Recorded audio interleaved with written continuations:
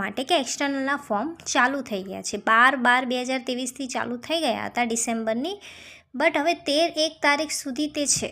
જો આને સિવાય કોઈ તારીખ લંબાશે તો હું તમને આ ચેનલ પર જરૂર જાણ કરીશ.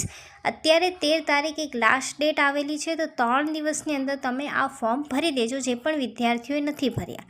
હવે એક્સટર્નલ ફોર્મ કેવી રીતે ભરવાનું, કેમ ભરવાનું હોય છે એ બધું તમને ખબર છે, છતાં ડિટેલ્સ આપી દઉં છું કે એક્સટર્નલ જે ફોર્મ હોય છે એવા વિદ્યાર્થીઓ ભરે છે જેમને રેગ્યુલર કોલેજ નથી જવાનું. ફોર્મ ભરવાનું હોય છે અને એની જે પણ ફીસ હોય એ પે કરવાની, એન્ડ તમારે એ 2 કે 3 મહિના પછી એની એક્ઝામ આવે તો તમારે તૈયારી કરીને 2-3 મહિના પછી એક્ઝામ આપવાની છે.